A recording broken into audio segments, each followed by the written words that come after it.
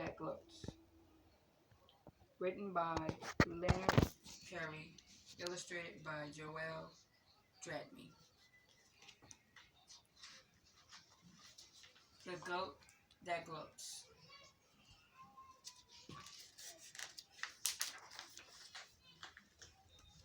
On a throne made of stone at the top of a tower, counting the minutes of each passing hour, feeling bored and ignored for days without end, lived a goat who was lonely. He wanted a friend. The goat was unhappy with sitting alone, way up in his tower on his cold hard throne. So out of his window he started to bleat to the people who bustled below in the streets.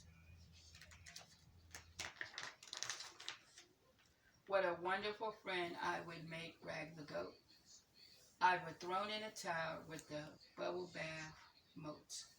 But the people below call back over the moat, who want to be friends with a gloating old goat. The goat scratched his head with a huff and he frowned. What must he do to make friends in the town? So he shouted again to the people below without even so much as a smile or hello. What a wonderful friend I would make, bragged the goat, for I own a fast car and a fabulous boat. But the people below call back over the moat, who want to be friends with a gloating old goat. Now that the goat was beginning to get quite upset that no one wanted to be friends with him yet, so he jumped in his hose and reached for his net, and quickly he scooped out Fernando, his pet. What a wonderful friend I would make, bragged the goat, for Fernando, my pet, is the world's smartest stoat. But the people below call back over the moat, who want to be friends with a gloating old goat. Once more the goat, who was stricken with grief, came away from the window to Fernando's relief. He caged his pets before he got bitten, then burst into verse with the song that he written. What a wonderful friend I would make, bragged the goat, for that little ditty was one that I wrote. But the people below call back over the moat, who want to be friends with a gloating old goat. Now the goat was about to sing one more verse, but his run of bad luck took a turn for the worse.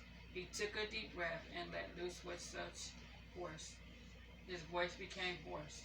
He had backed himself a hoarse voice. The people below in the streets clapped and cheered, and the goat whimpered miserably in his beard. Why don't they like me? Why don't they care? When all of my riches I'm willing to share. Meanwhile, the people began to feel bad for teasing the goat in the way that they had. He might be annoying and gloating all day, but all that aside, he was kind of okay. So they lift their heads to the tower and tried to talk to the goat who was holed upside, for they thought that he'd make a good friend sure enough, if only he promised to stop showing off. The goat heard them calling his name, and he jumped up out of his throne with such joy that he bumped his horns and beam jutting out the ceiling.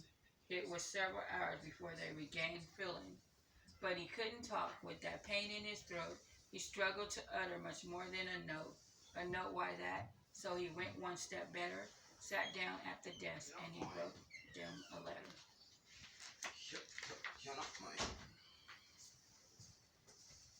At last he finished. To the window he went, and there with his letter he carefully bent, and folded the paper to form a small plane, while all time hoping that it wouldn't rain. Whoosh went the letter out into the blue.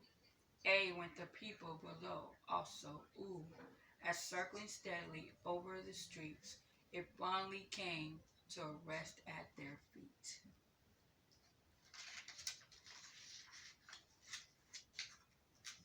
What a wonderful friend, you went the note, for the foolish old goat with a very sore throat. I'm sorry, I really did not mean to brag, but loneliness can be a terrible drag. Now I got thinking sitting here on my chair, What use are nice things if you cannot be shared? I would take great delight in knowing you better, and that is the reason I'm sending this letter. And the people below call back over the moat.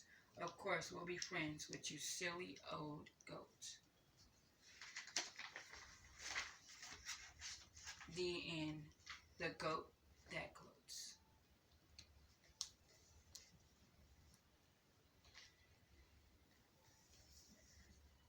What is the intentional message? The intentional message is the goat that gloats.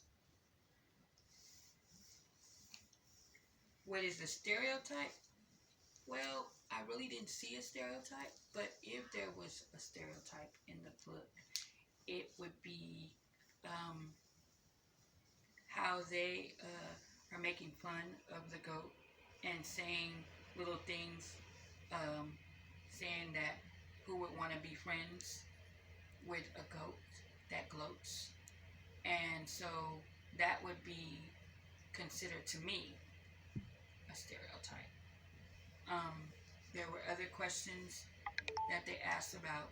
Was there colorism in the story? I didn't see any colorism, but it was said that if there were dark skin or brown skin, there were Caucasians. There was not any blacks in the story, but I wouldn't consider it colorism. I would consider it as just all different color people in the book. Would any color skin children can read this book? Yes. All color skin children can read the book.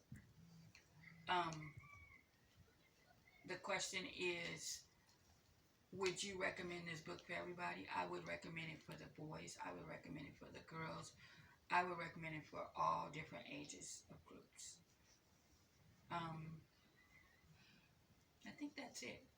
Thank you.